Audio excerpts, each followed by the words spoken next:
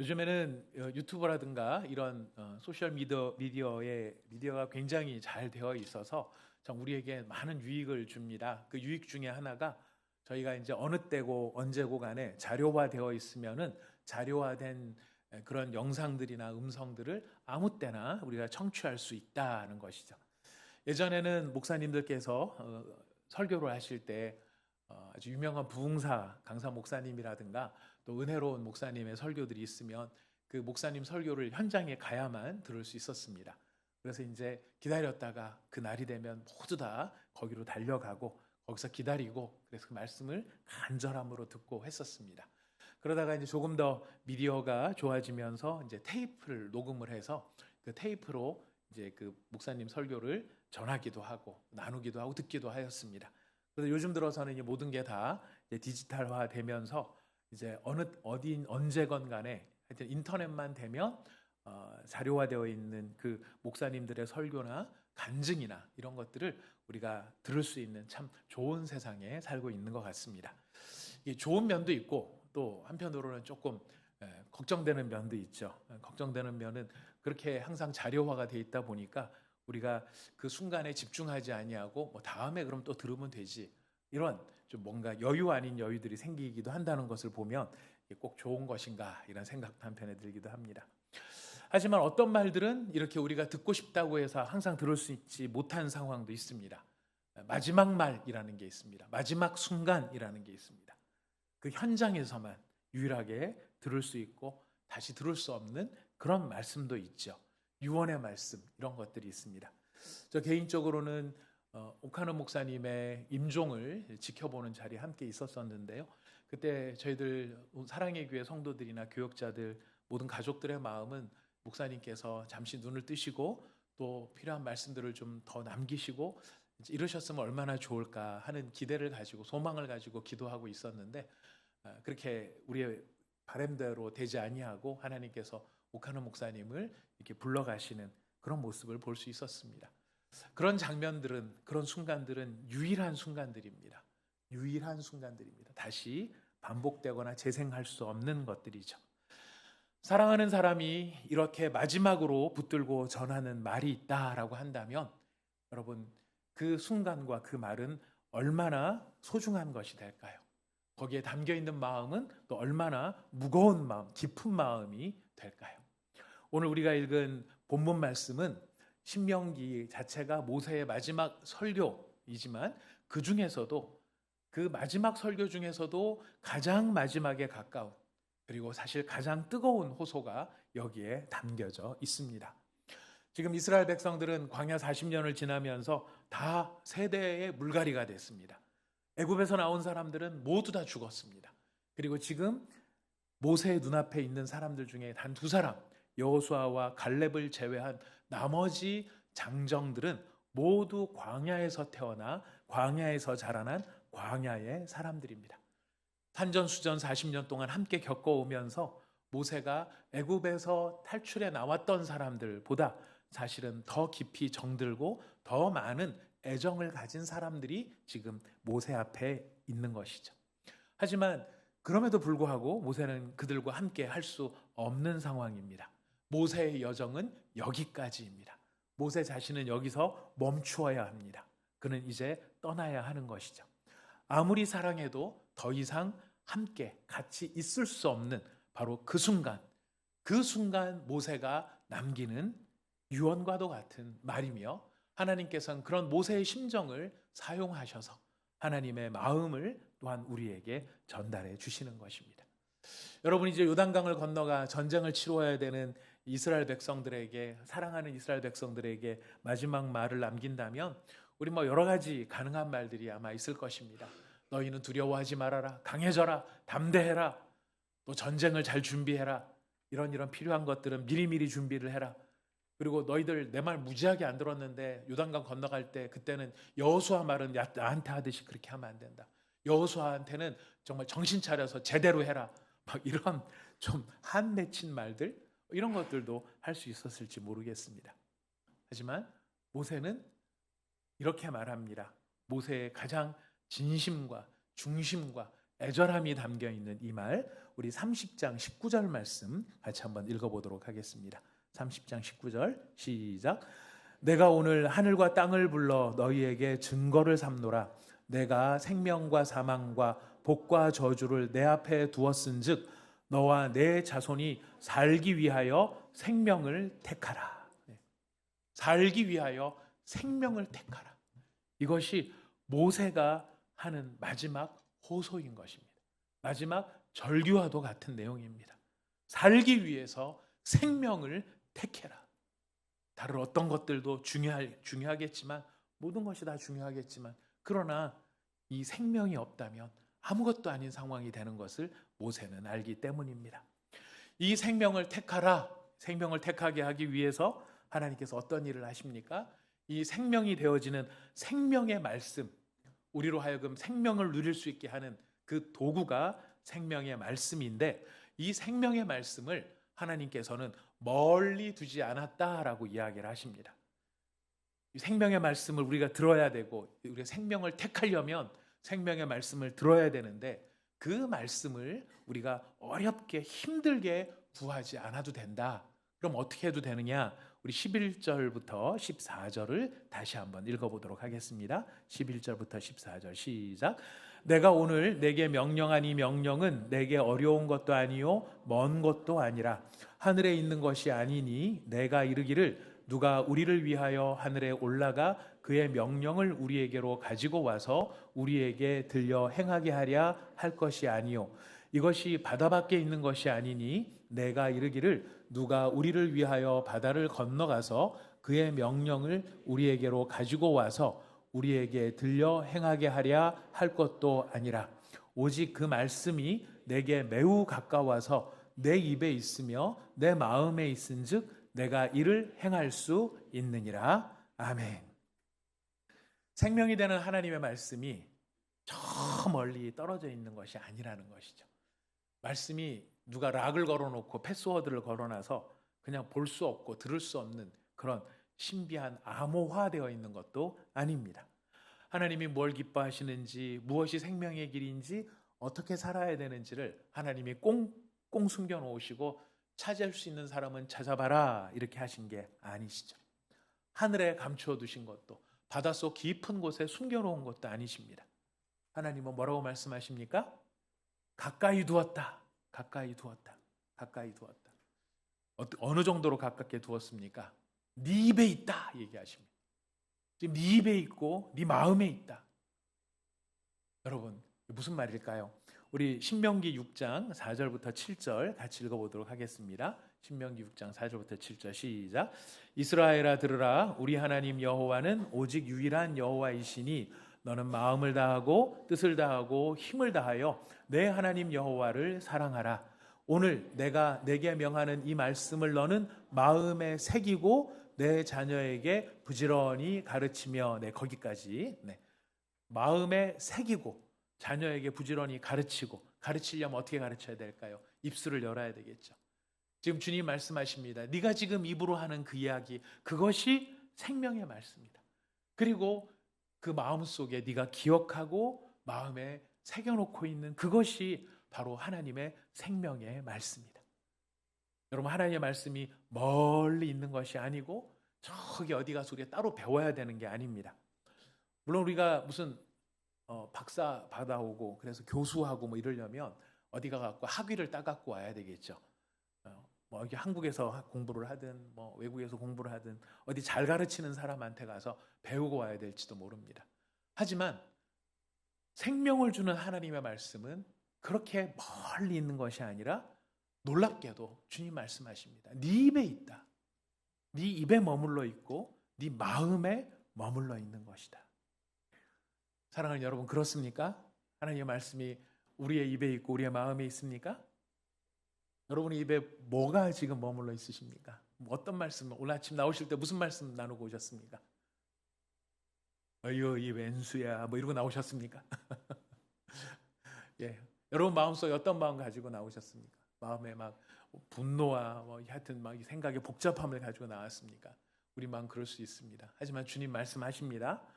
네가 하나님의 말씀을 생각하고 그 그 말씀을 우리 입으로 옮기는 그때 바로 하나님의 말씀은 우리의 마음에, 우리의 입에 멀리 있지 않고 이렇게 가까이 있다라고 이야기를 합니다.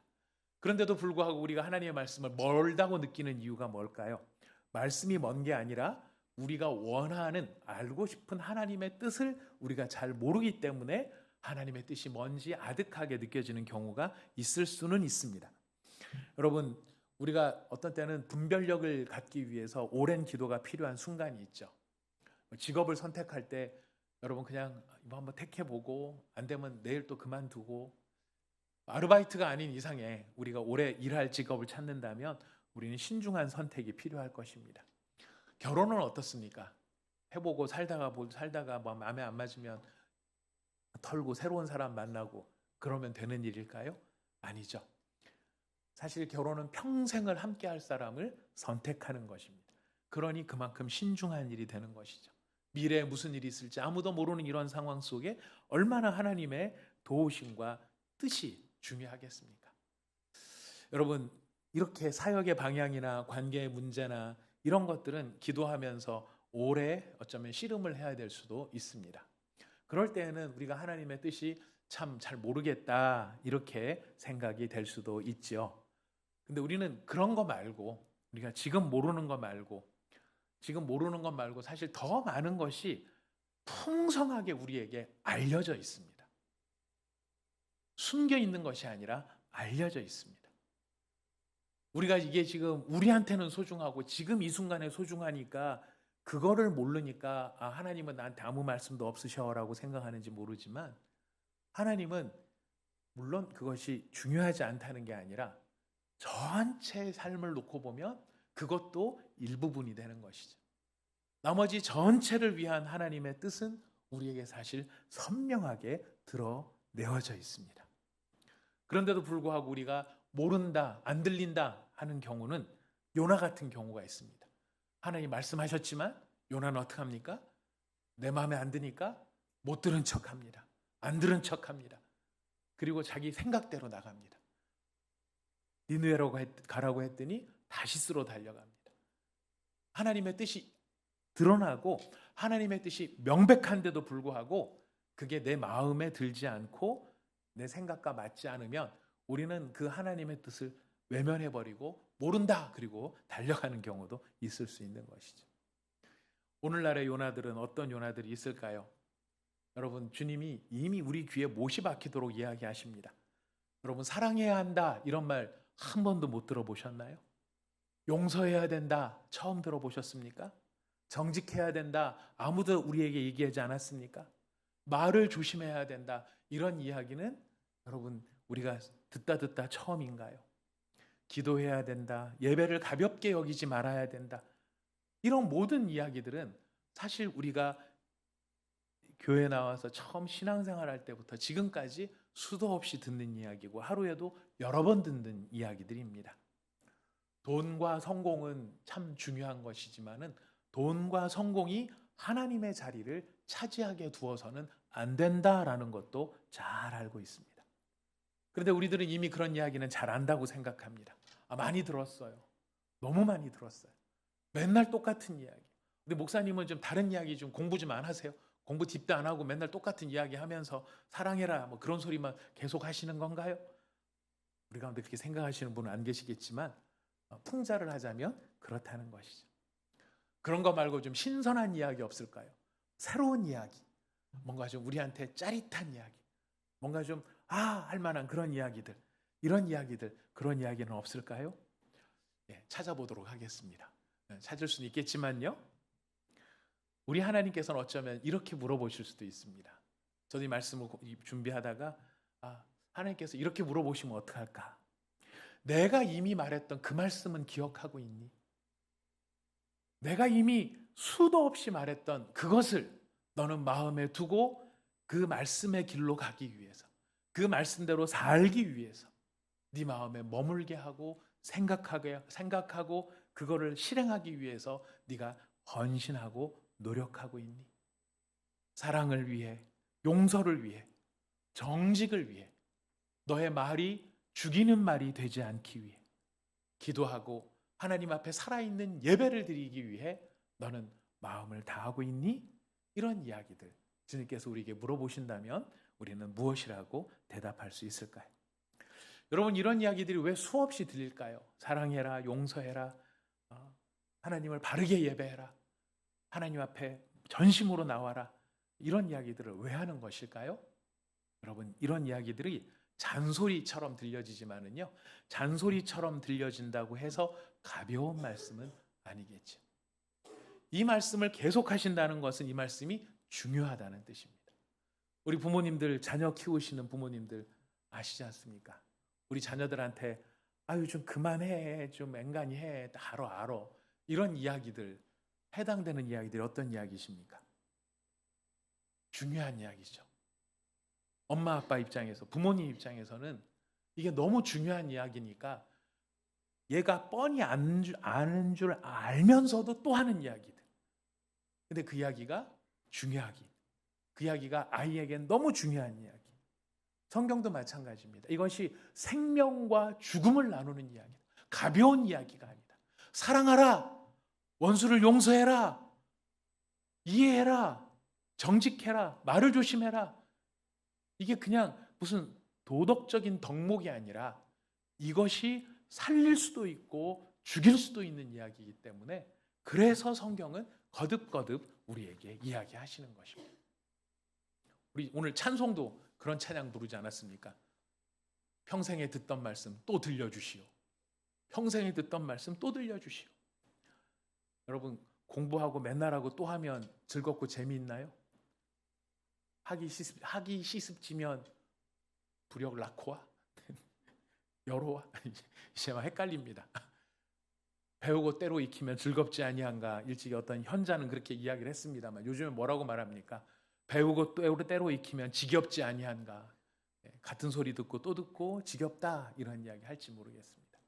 근데 만약 여러분 거꾸로 놓고 한번 생각해 보십시오. 만약 하나님이 침묵하셨다면, 우리에게 이 성경책이 없었다면, 1189장이나 되는 이 긴 이야기, 왜 이렇게 길어? 성경이 좀 짧으면 좀 참 좋긴 할 것 같나요? 근데 왜 이렇게 긴 이야기를 하실까요? 왜 이렇게 많은 이야기를 하실까요? 이 많은 이야기가 존재하는 이유는 하나님이 우리를 그만큼 사랑하신다는 증거이기도 하죠. 말씀을 하시고 또 해주시는 것, 또 해주는 것입니다. 근데 하나님이 만약 침묵하시고 자기를 감추시고 무엇이 선이고 무엇이 악인지를 알려주시지 않으셨다면 우리는 내 생각과 내 욕망을 진리라고 생각하면서 그러고 살고 있었을지 모르겠습니다. 그러나 하나님은 말씀을 하셨습니다. 그리고 빛을 주시고 길을 밝히셨습니다. 우리 성경 시편 119편 105절 말씀 읽어보겠습니다. 읽어봅시다. 시작. 주의 말씀은 내 발의 등이요 내 길의 빛이니이다. 어두운 밤길에서 길 전체를 비춰주는 그런 대낮과 같은 태양은 아니지만 지금 시편 기자는 경험하는 겁니다.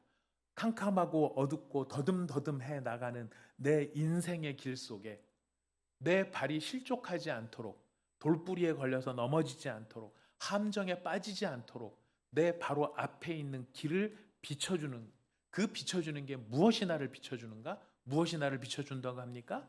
말씀이 내 발의 등이다. 말씀이 나를 넘어지지 않게 한다. 말씀이 나를 엎어지지 않게 한다. 함정에 빠지지 않게 한다. 이야기를 합니다. 여러분, 돌뿌리가 뭐고 함정이 뭐겠습니까? 결국은 보면 사랑이죠. 사랑할 것인가 말 것인가. 사랑을 버리고 이기심을 택하고 질투를 택하고 시기심을 택하면 우린 돌뿌리에 넘어집니다. 우리가 정직의 길을 버리고 이익을 위해서 거짓을 택하면 함정에 빠지게 되죠. 주의 말씀은 바로 그렇게 넘어질 수 있고 걸릴 수 있는 우리들을 바로 갈 수 있도록 우리의 발에 등이 되어주신다라고 이야기하고 있습니다. 등이 되어주신다, 넘어지지 않게 한다. 달리 말하면 무엇입니까? 생명을 가질 수 있도록 한다는 것. 생명을 누릴 수 있게 한다는 것입니다. 그걸 위해서 하나님은 말씀을 가까이 두셨다라는 것. 하나님의 말씀이 여러분 뭡니까? 가깝습니까? 성경은 말씀하십니다. 하나님의 말씀은 가깝다. 예. 가까워요. 어디에 가깝습니까? 어느 정도로 가깝습니까? 입에 있고 마음에 있다는 거. 입에 있고 마음에 있다. 여러분 성경 말씀을 암송하는 그때에 하나님의 말씀이 가깝습니다. 소리내서 읽으실 때 가깝습니다. 마음으로 묵상할 때에 우리로 하여금 생명의 길로 인도하시는 것입니다. 여러분 바로 그런 말씀이 우리에게 무엇을 결정하게 하느냐? 15절 말씀 읽어보겠습니다. 30장 15절 말씀 읽어보겠습니다. 시작. 보라, 내가 오늘 생명과 복과 사망과 화를 내 앞에 두었다. 뭐를 두었다고요? 생명과 복 아니면 사망과 화. 두 개밖에 없어요. 옵션이 두 개밖에 없어요. 자, 이 옵션이 두 개밖에 없는데 생명과 복을 택할지 사망과 화를 택할지, 어떻게 하면 그 생명과 복의 열매를 가져올 수 있고 어떻게 하면 사망과 화를 입을 수 있는지 믿게 되는지 16, 17, 18절에 이렇게 이야기를 하고 있습니다. 우리 16, 17, 18절 읽어봅시다. 시작. 곧 내가 오늘 내게 명령하고 내 하나님 여호와를 사랑하고 그 모든 길로 행하며 그의 명령과 규례와 법도를 지키라 하는 것이라. 그리하면 내가 생존하며 번성할 것이요 또 내 하나님 여호와께서 내가 가서 차지할 땅에서 내게 복을 주실 것임이니라. 그러나 내가 만일 마음을 돌이켜 듣지 아니하고 유혹을 받아 다른 신들에게 절하고 그를 섬기면 내가 오늘 너희에게 선언하노니 너희가 반드시 망할 것이라. 너희가 요단을 건너가서 차지할 땅에서 너희의 날이 길지 못할 것이니라. 생명과 복, 사망과 화, 결국은 무엇으로 결정이 되는 것이겠습니까? 앞에 보면 명령도 나오고 규례도 나옵니다. 그걸 지킬 것인가 말 것인가 이런 이야기를 합니다. 하지만 여러분 순종은 언제 가능하냐면 순종은 사랑할 때 가능한 것이죠. 지금 성경은 우리에게 너희의 사랑의 방향이 어디에 있느냐를 물어보시는 겁니다. 너희가 지금 하나님을 사랑하느냐 아니면 다른 것을 사랑하느냐, 사랑의 방향이 어디에 있느냐. 사랑의 방향에 따라 생명에 도달할 수도 있고 사랑의 방향에 따라 사망에 도달할 수도 있다라고 이야기를 합니다. 여러분 하나님을 사랑하면 그의 말씀을 귀하게 여깁니다. 하나님을 사랑하면 하나님의 길을 따르고 싶어집니다. 하나님을 사랑하면 하나님의 명령이 나를 억누르는 족쇄가 되는 것이 아니라 나를 살리는 길이 됩니다. 제 목소리가 나긋나긋하고 좋지요. 그죠? 제가 말씀을 드리니까 약간 주님을 만나고 싶은 마음이 막 생기시죠. 그러나 여러분 지금 우리가 주의 말씀 앞에 서 있습니다. 제 목소리가 나긋나긋하고 낭낭해도 여러분들 우리 마음을 모아서 주님 앞에 깨어 일어나시기를 바라겠습니다. 자, 이렇게 해서 사람의 마음은 하나님을 따를 것인가 아니면은 하나님을 따르지 않을 것인가. 우리는 어떤 면에서는 하나님을 완전히 버린 것도 아니고 그렇다고 전적으로 따른 것도 아니는 그런 중립적인 상태를 어쩌면 좋아하는지도 모르겠습니다. 하나님을 완전히 따르자니 너무 뭔가 얽매여 사는 것 같고 그렇다고 하나님을 전적으로 부정하고 세상을 따르자니 그건 또 아닌 것 같고 그러니 세상과 하나님 사이 중간 어디쯤에 자리하고 있으면서 주일은 주님께로 평일은 그쪽으로 뭐 이렇게 우리가 가면 어떨까 이런 생각이 들지 모르겠습니다. 하지만 여러분 드라마를 보다 보면 제일 푼수스럽고 꼴보기 싫고 제일 답답하고 제일 쥐어받고 싶은 인간이 하나 있습니다. 어떤 인간입니까? 두 여자 사이에서 이러지도 못하고 저러지도 못하고 가운데 껴가지고 헤매고 있는 사람을 보면 여러분 칭찬하시고 싶으십니까? 쥐어받고 싶으십니까? 쥐어받고 네. 아니면 거꾸로도 마찬가지입니다. 두 남자 사이에서 이러지도 못하고 저러지도 못하고 여러분 나는 중립이야 그러고 살 수 있겠습니까? 아닙니다. 둘 중에 하나입니다. 삶은 결국요, 하나님을 향하든지 하나님께서 멀어지든지 둘 중에 하나밖에 없습니다. 흐르는 강물 가운데 가만히 떠 있으면서 나는 중립이야. 그럼 중립입니까? 아니면 흘러내려가는 것입니까? 흘러내려가는 것이죠. 하나님을 사랑할 것인가? 아니면 하나님을 사랑하지 않을 것인가? 우리의 마음의 길은 둘밖에 없는 거예요. 사랑의 방향이 어디에 있느냐? 여러분, 하나님을 사랑하는 일을 멈추면 우리의 마음은 서서히 다른 것들에 휩쓸려 다니기 시작을 합니다. 하나님을 사랑하는데 우리의 전심을 모으지 않으면 여러분, 우리는 처음에는 속도가 별로 안 느껴지지만 나중에는 급속하게 세상으로 휩쓸려 가는 것을 우리는 보게 됩니다. 어렵지 않은 경험입니다. 이런 일들이 왜 그렇게 예민한 것일까요? 하나님을 사랑하면 어떻고 세상을 좀 사랑하면 어떤가? 이럴 수도 있고 저럴 수도 있지 않은가? 오늘 성경 말씀은 이야기합니다. 그게 단순한 이야기가 아니라 결론 때문에 그렇습니다. 결론이 무엇이니까? 생명으로 갈 것인지 사망으로 갈 것인지. 지금 모세는 이런 상황 앞에 절박하게 외칩니다. 우리 아까 19절 읽었는데요. 우리 19절 다시 한번 읽어보도록 하겠습니다. 30장 19절입니다. 시작. 내가 오늘 하늘과 땅을 불러 너희에게 증거를 삼노라. 내가 생명과 사망과 복과 저주를 내 앞에 두었은즉 너와 내 자손이 살기 위해 생명을 택하라. 모세의 절박한 외침이 무엇입니까? 하늘과 땅까지 불러가면서 이야기를 하는 겁니다. 하늘이여 들으라, 땅이여 들으라. 여러분, 이런 얘기, 천지를 증거로 삼는다. 여러분, 이런 이야기를 어느 때 합니까? 가장 중요한 때 하는 것이죠. 모세가 지금 이야기를 합니다. 너와 네 자손이 살기 위해서 생명을 택해라. 생명을 택해라. 어떻게든지 살아라. 어떻게든지 살아라. 제발 살아라. 너만이 아니라 너의 자손들까지도 어떻게든지 좀 살아라. 이것이 모세가 갖는 간절함이고 애원함이고 마치 바짓가랭이를 붙잡고 말하는 듯한 그런 절박함이 여기에 담겨져 있는 것입니다. 생명을 택하는 게 가벼운 일이고 죽음을 택하는 게 번복할 수 있는 일인가? 아닙니다. 하나님의 사랑을 알고 하나님을 사랑하는 경험자로서 모세가 애원하듯이 붙잡듯이 선포하는 그의 간절한 외침이죠. 제발 살아라. 제발 살아라. 제발 생명을 택하라. 여러분, 모세가 이런 마음을 갖는 것은 모세의 마음이기도 하지만 이 마음에는 하나님의 마음이 담겨 있습니다. 여러분, 에스겔서 33장 11절 말씀 읽어보겠습니다.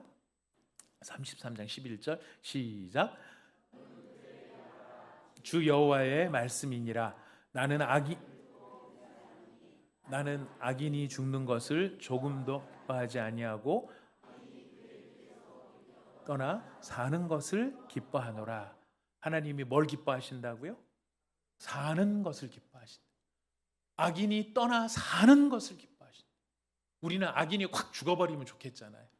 드라마나 영화나 드라마 영화 거기 안 가도 됩니다. 우리 삶 속에서도 얼마나 사람 같지 않은 사람이라고 느껴지는 사람이 많습니까? 그래서 우리 심정은 어떻습니까? 차마 대놓고 사람 죽으라는 말은 못하지만 또 잘 되라는 말도 하기 어렵잖아요. 죽으라까지는 말 못하지만 무좀에 걸려라라든가 머리에 이렇게 하여튼 헌대가 나라라든가 하여튼 이런 뭐라도 한마디 해주고 싶잖아요. 이게 우리 인간이잖아요. 하나님은 어떠셔요? 하나님 마음은 어떻다고 하세요? 돌이켜 사는 것을 하나님은 돌이켜 살아나는 것을 기뻐하신다는 거예요. 그래서 뭐라고 말씀하십니까? 생명을 택해라. 제발 생명을 택해라. 생명을 택하기 위해서 그럼 어떻게 해야 되느냐? 20절에 이야기를 하십니다. 우리 20절 말씀 읽어보겠습니다. 시작. 내 하나님 여호와를 사랑하고 그의 말씀을 청종하며 또 그를 의지하라. 거기까지입니다. 내 하나님, 세 가지가 있습니다. 내 하나님 여호와를 사랑하라. 예. 여러분, 하나님을 사랑한다는 것, 하나님 다 사랑합니다. 우리가 이런 마음이 있을 거예요. 맞습니다. 근데 여러분, 진짜 사랑은 어떤 것인지 아시죠? 사랑한다는 것은 사랑하는 그 대상을 가장 귀한 것으로 여긴다. 이것도 사랑하고 저것도 사랑하는 게 아니고요. 사랑은 하나일 수밖에 없어요. 여러분, 우리가 이 세상에서 가장 사랑하는 것이 무엇일까요? 어떤 사람은 건강을, 어떤 사람은 명예를, 어떤 사람은 돈을 사랑하겠지만 결국은요, 그 끝에는 뭐가 있냐면 내가 있는 거예요. 결국 내가 행복해지려고 그러는 거예요. 이 세상에서 자기 자신을 사랑하지 않는 사람은 아마 거의 없을 것 같아요. 증오한다고 하는 사람조차도 그 안에 들여다보면 사랑하고 싶어서 발버둥 치는 모습을 보게 됩니다. 그런데 지금 하나님은 뭐라고 말씀하십니까? 하나님을 사랑하라고 말합니다. 너 자신보다 하나님을 더 사랑하라. 하나님은 독자자, 이상한 분이네. 어떻게 그렇게까지 이런 사랑을 요구하셔? 여러분, 하나님이 이런 사랑을 요구하시는 이유가 있습니다. 왜 그러실까요? 하나님이 이렇게 사랑하시기 때문에. 하나님이 우리를 사랑하신대. 그게 무슨 말입니까? 하나님이 나를 사랑하신대. 하나님이 자기 자신보다 우리를 더 소중히 여기신대요. 이게 사랑이에요. 그런 사랑을 하시니까 우리에게도 뭐라고 말씀하십니까? 나를 사랑하라. 두 번째로 청종하다라는 말이 있습니다. 그의 말씀을 청종하라. 그럼 우리가 말씀을 듣는다고 다 청종하는 것은 아닙니다. 입으로 읽으면서 머리는 딴 데 가 있을 수 있고요. 귀로 들으면서 우리는 딴 생각할 수도 있습니다. 아멘으로 화답하고 응답하고 감동도 받을 수 있지만 그냥 감동이지 그것이 나의 의사결정에 영향을 미치지 않는 경우도 있어요. 청종이란 무엇일까요? 하나님 말씀 앞에 나를 내려놓는 것이 청종이에요. 주님, 제 생각과는 다르지만 주님의 생각이 옳으십니다. 이게 청종이에요. 주님이 말씀하시는 이 말씀이 저하고 저의 지금 생각하고는 다르지만 주님의 말씀이 옳습니다. 이렇게 고백할 줄 아는 것이 청종이에요. 우리는 많은 경우에 이렇게 이야기할 때도 있습니다. 나는 아직 감정적으로 준비가 안 됐어요. 말씀이 옳은 줄은 알겠는데 제 마음은 아니에요. 아직 사랑하라고, 아이고 옳지요. 근데 제 마음은 그런 마음이 안 들어요. 여러분, 청종은 뭐가 청종인 줄 아십니까? 종이 주인의 말을 듣는 게 청종이에요. 종이 주인이 시켜서 하는 일을 종의 마음이, 감정이 준비될 때까지 기다려서 합니까?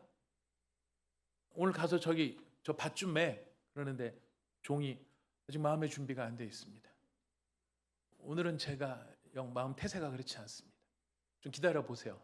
주인 잠깐 기다려 보세요. 내 마음이 준비될 때까지 좀 기다려 보세요. 준비되면 그때 어련히 알아서 할까 봐요.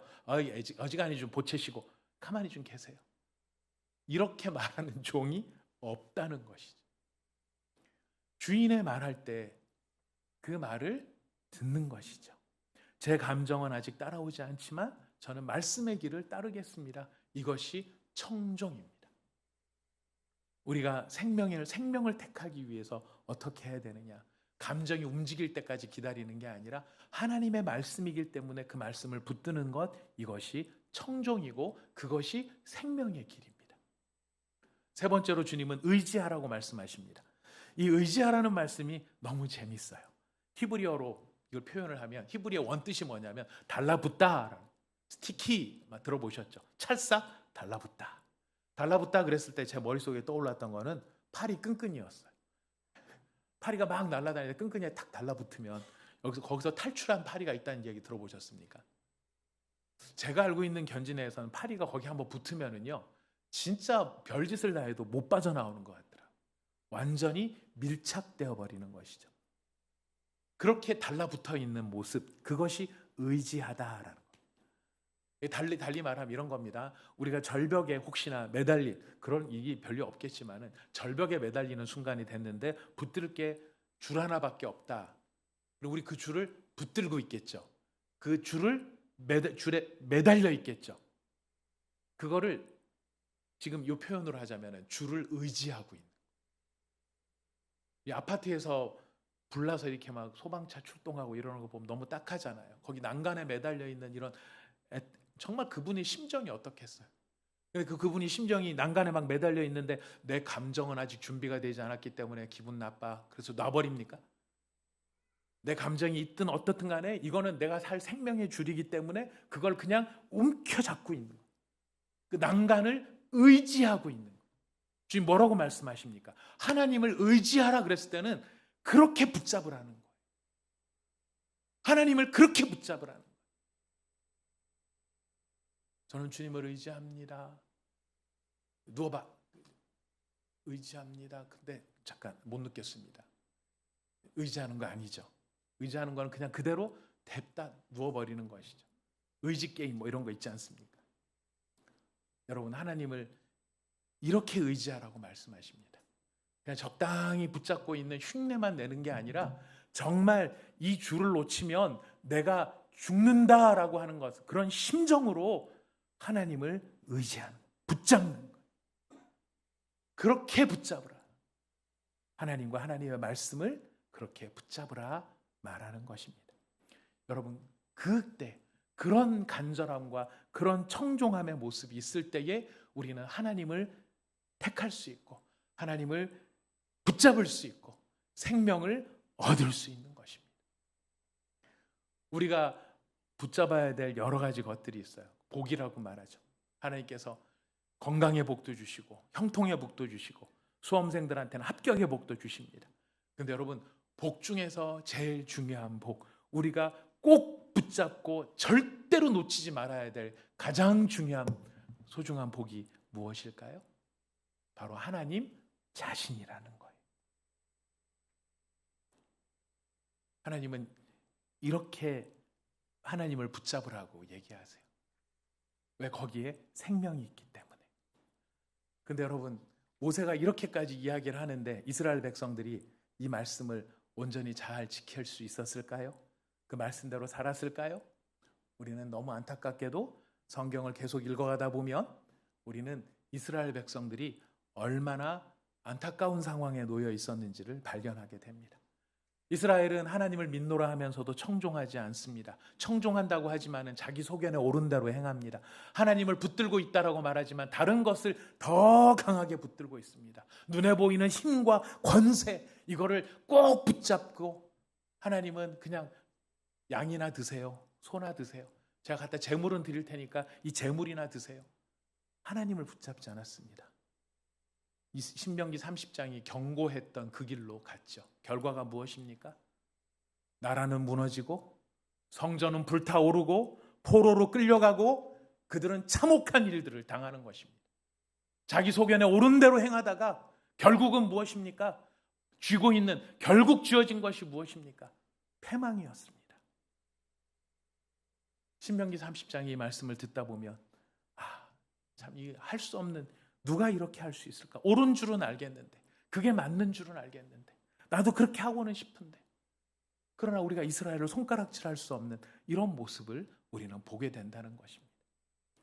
이런 우리의 모습에 대해서 하나님은 이렇게 놀라운 길을 미리 준비하셨습니다. 우리 30장 6절 말씀 한번 읽어보겠습니다. 신명기 30장 6절 말씀 시작. 내 하나님 여호와께서 내 마음과 내 자손의 마음에 할례를 베푸사 너로 마음을 다하며 뜻을 다하여 내 하나님 여호와를 사랑하게 하사 너로 생명을 얻게 하실 것이며.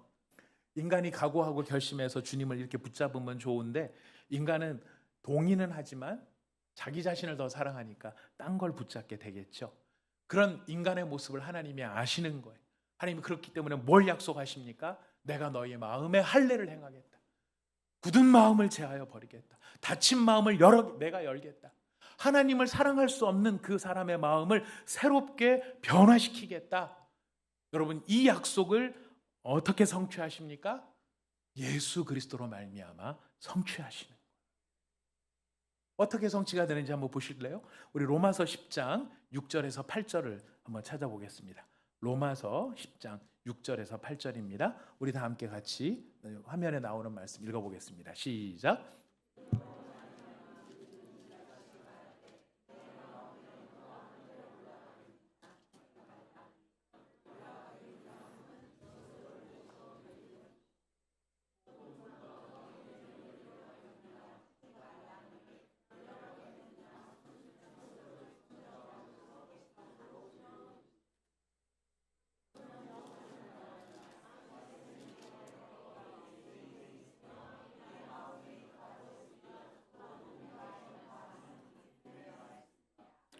아멘. 여러분, 신명기에서는 우리를 위해서 하늘에 올라가서 말씀을 가져오겠느냐, 저 바다 건너편에 가서 말씀을 가져오겠느냐 그랬는데요. 바울은 이 말씀을 이렇게 해석을 하고 있는 것입니다. 하늘에 올라가겠다 하지 말라. 올라가는 것이 아니라 올라간다는 건 그리스도를 모셔 내리는 것이고, 누가 무저경에 내려가겠느냐 하지 말라. 내려가겠다는 것은 그리스도를 죽은 자 가운데서 모셔 올리려는 것이다. 네가 하려고 하는 것이다 라고 말합니다. 그러나 지금 이 말씀은 결국 우리를 어떻게 이 말씀을 이해하게 하는 것입니까? 너를 살리려고 가까이 오신 그 생명 대신 예수를 붙잡으라는 것이, 너 대신 저주를 받으신 그리스도를 믿으라는 것이, 너 대신에 하늘에서 내려오시고 너를 위하여서 죽음에 내려가셨다가 그 죽음으로부터 생명을 끌고 올라오신 생명의 주 대신 예수 그리스도를 받고 믿고 붙들라는 것이. 신명기 30장 14절에서 여러분, 말씀이 내 입에 있고 네 마음에 말씀이 있다 이야기를 하셨잖아요. 이거를 그대로 받아서 지금 로마서에서 이야기를 합니다. 로마서 10장 9절 말씀도 한번 같이 읽어보도록 하겠습니다. 로마서 10장 9절 말씀 시작. 내가 만일 내 입으로 예수를 주로 시인하여 또 하나님께서 그를 죽은 자 가운데서 살리신 것을 내 마음에 믿으면 구원을 받으리라. 신명기에서는 말씀이 멀지 않다, 그 말씀이 네 입에 있고 네 마음에 있다 이야기를 했죠. 이 이야기를 지금 바울이 그대로 받으면서 지금 예수 그리스도의 복음이 무엇인가를 우리에게 알려주는 것이다. 네가 만일 내 입으로 예수를 주로 시인하고 하나님께서 그를 죽은 자 가운데 살리신 것을 네 마음에 믿으면 구원을 얻으리라. 신명기의 말씀이 지금 예수 그리스도의 십자가를 통하여 완성되었다는 것을 우리에게 보여주는 것입니다. 여러분, 생명을 택한다는 게 무엇일까요? 주님 말씀하십니다. 내가 곧 길이요 진리요 생명이니. 생명을 택한다는 것은 그러므로 예수 그리스도를 믿는 것입니다. 그분을 주님으로 고백하는 것입니다. 그분께 붙들리는 것입니다. 우리는 어떤 경우에 난 좀 준비가 되면 예수 믿겠어요. 난 좀 나아진 다음에 예수 믿을래요. 문제만 좀 해결하고 하나님 앞에 나갈게요. 이런 분이 계실지 모르겠습니다. 하지만 여러분, 기억하셔야 됩니다. 생명은 준비된 사람에게 주는 상이 아니라요, 생명은 죽어가는 사람에게 주는 은혜입니다. 생명은 상이 아니라 은혜예요. 병원 응급실에서 환자가 제가 좀 더 건강해진 다음에 치료받겠습니다 말합니까? 아니죠. 살기 원하면 지금 의사를 붙들어야 돼요. 죄인도 마찬가지입니다. 상처 입은 영혼도, 방황하는 사람도, 신앙이 식어버린 사람도 여러분, 지금 예수를 붙잡아야 돼요. 예수 그리스도 안에 여러분, 복이 있고 답이 있습니다. 왜냐하면 기독교는요, 사람이 하나님께 올라가기 위해서 애쓰는 종교가 아니고요, 하나님께서 사람에게 내려오신 복음이에요. 기독교는 인간이 자기 힘으로 사망의 구렁텅이에서 빠져나오려는 이야기가 아닙니다. 예수님께서 죽음의 자리까지 내려가셨다가 부활로 우리를 끌어올리시는 이야기입니다.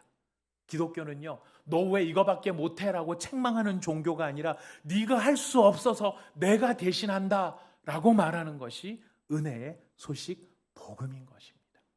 이 일을 누가 이루셨습니까? 예수 그리스도가 이루신 것입니다. 사랑하는 여러분, 예수님을 아십니까?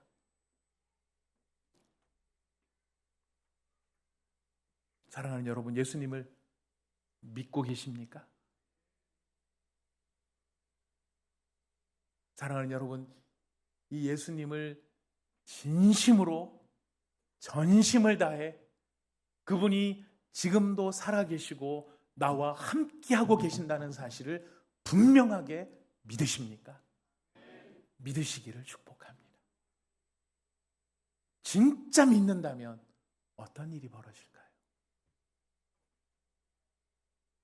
지금 공고하고, 지금 답답하고, 지금 어디로 가야 할지 모르고, 지금 속상하고, 지금 괴로울 때 여러분, 땅이 흔들리고 하늘이 흔들리고 삶이 흔들릴 때, 그때에도 우리를 요동하게 하지 않는 힘이 누구에게 있으십니까? 그리스도께 있는 거예요. 그 그리스도를 의지하라 말씀하시죠. 어떻게 의지해야 될까요? 그러니까 말씀드렸습니다. 생명줄이 이거 하나밖에 없는데 이거 놓치면 천길랑 떨어지로 떨어질 때 그 줄을 붙잡는 심정, 이거 아니면 죽는다라는 심정, 이것이 예수를 의지하는 것이고 이것이 예수를 믿는 것입니다.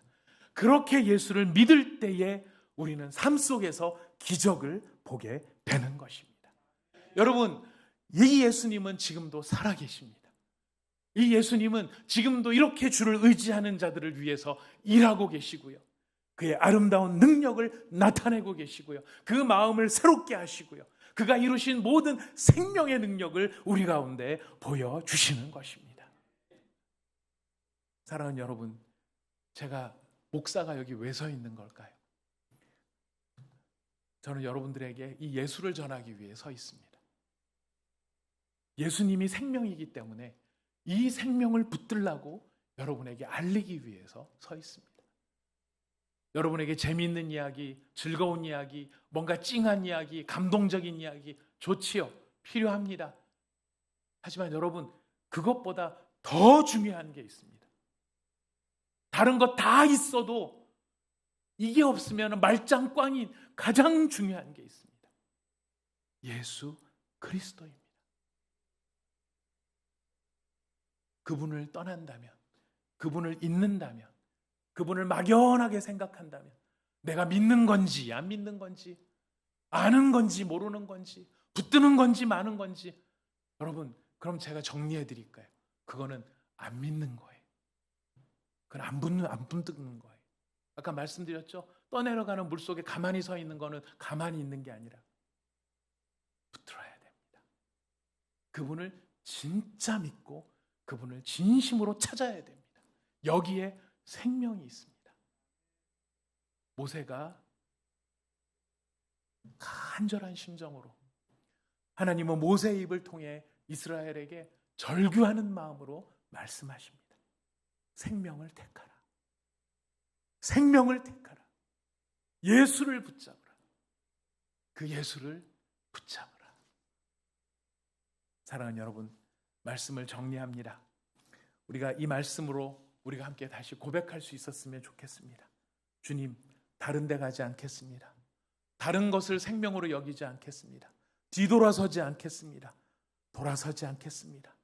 주님만이 나의 생명이시고 주님만이 나의 구원이시고 이 주님을 제가 의지하고 사랑하겠습니다. 주님께 붙어 있겠습니다. 제가 오늘 생명을 택하겠습니다. 저와 여러분의 고백이 되기를 축복합니다.